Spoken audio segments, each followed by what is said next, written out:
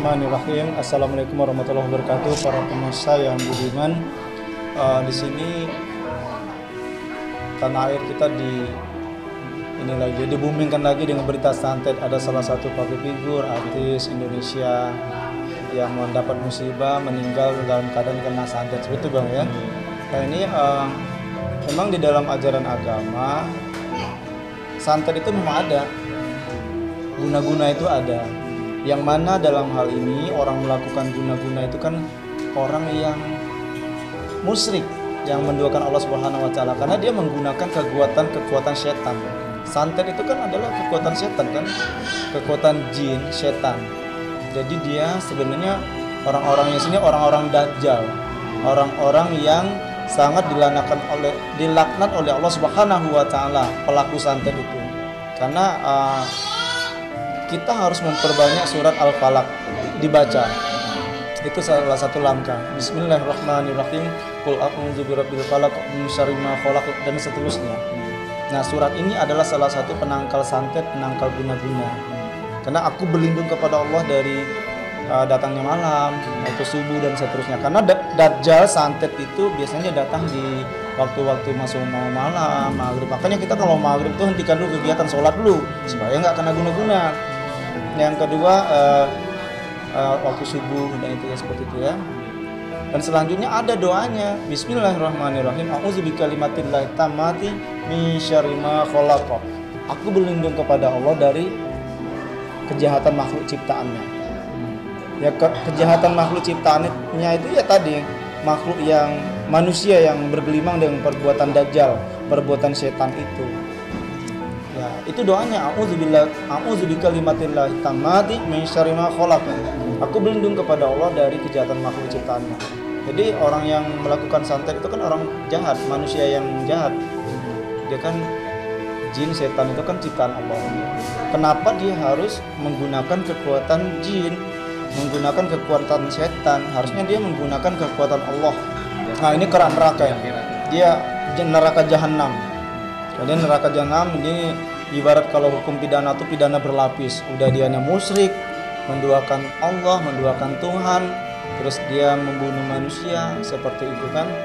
Dan ini nggak ada ampunannya.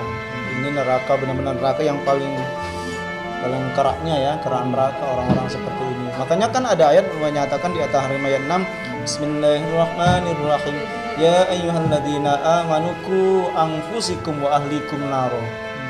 Hai orang-orang yang beriman, jauhkanlah dirimu dari siksa api neraka. Nah, kita jadi harus qu anfusikum wa ahlikum naro, menjauhkan diri kita dan keluarga kita dari siksa api neraka. Termasuk ini santet dan guna-guna ini.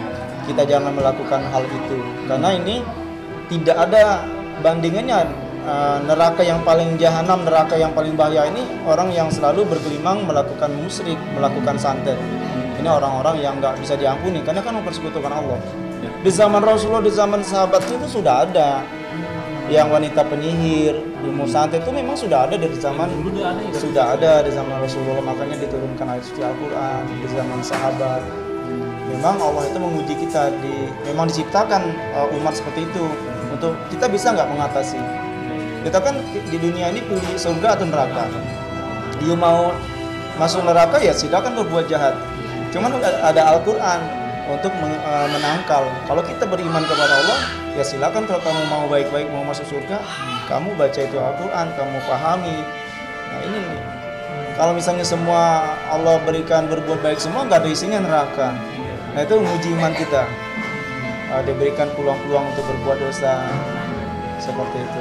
Nah inilah kalau kita bisa melewati ujian, melewati perbuatan-perbuatan dajjal ini, kita bisa masuk surga seperti itu. Luar biasa pertanyaan yang sangat ilmiah dan bagus sekali ya. Nah ini kiatnya adalah innallaha ma'as-shabirin. Sesungguhnya Allah beserta orang-orang yang sabar. Artinya dia harus sabar. Karena sudah ada ayatnya di surah Al-Baqarah. Bismillahirrahmanirrahim. Innallaha ma'as-shabirin. Sesungguhnya Allah itu beserta orang-orang yang sabar. Jadi orang-orang yang sabar itu kan disayang Allah. Kalau dia melakukan santet, melakukan dajjal, bahwa dia nggak sabar, orangnya emosi, akhirnya menghalalkan segala cara. Batu aja disembah, setan disembah, musuh semua. Sama orang minta kekayaan karena nggak sabar tuh, pengen kaya. datang ke gunung, datang ke keramat. Nah sebenarnya ini kan orang-orang yang dajjal ini kan dia sering datang-datang ke hal-hal yang begitu kan, untuk ngebunuh umat yang lain. Artinya dia harus tadi innallaha ma'as-sabirin itu, dan dia harus sholat 5 waktu, beriman kepada Allah. Atau ini kalau yang ini kan ya menurut agamanya, kepercayaan kan masing-masing beda-beda ya. Intinya dia menjadi orang yang beriman. Kalau kita di Islam ya orang sholat supaya nggak kena santet, supaya dia nggak melakukan hal itu dulu juga ya.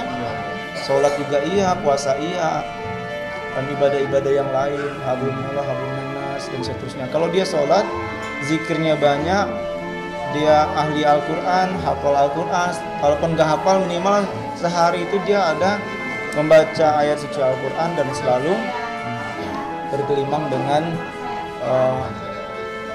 ibadah, baca Quran, selalu berdoa, ud'uni ila ini kan, ud'uni ila astajib lakum.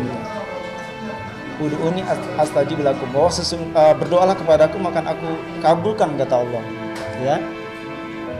Orang yang berdoa terus aja belum tentu dikabulkan sama Allah, apalagi yang tidak berdoa. Kadang-kadang kita berdoa malas banget. Ya tadi datang santet, datang ini seperti itu. Apalagi orang yang mau berjalan. Karena kita membaca doa dulu biar nggak kena santet, biar nggak tabrakan. Kebanyak tuh orang berwisata di Bukit Tegal di mana kan.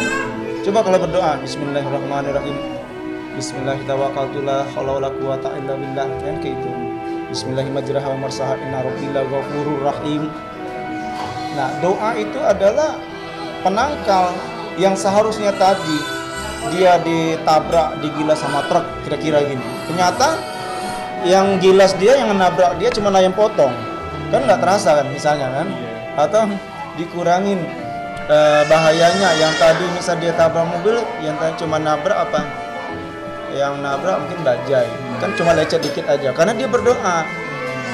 Beda yang orang yang berdoa sebaliknya, seharusnya dia yang nabrak dia hanya semut, ternyata dia ditabrak sama angkot, bisa gitu kan gitu. Tadi itulah gunanya doa itu. Kadang kita kan disuruh berdoanya malas, ngangkat tangan aja cuma gini.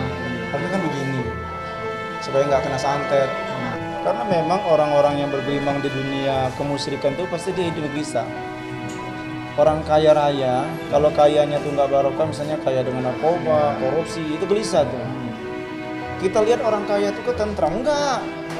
Lebih tentram karena orang cuman tidur di emperan, makan cuman sama cabai sama ini aja, tahu satu biji, dia lebih nyaman. Orang-orang pinggir jalan yang di bawah jembatan tidurnya lebih ngorok kan.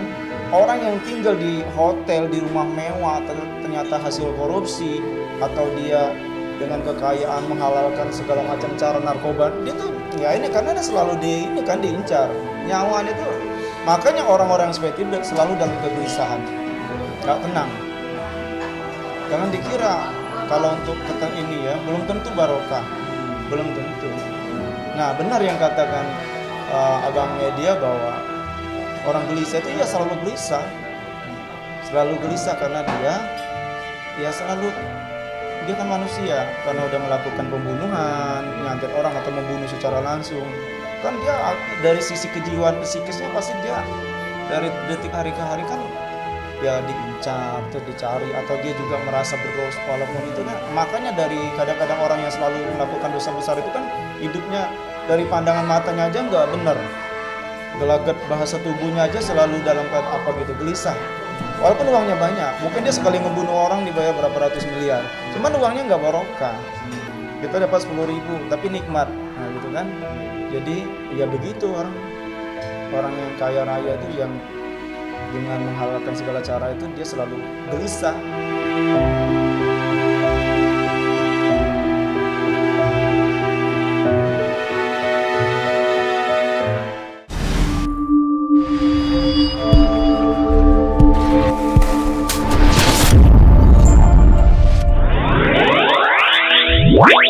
Wow.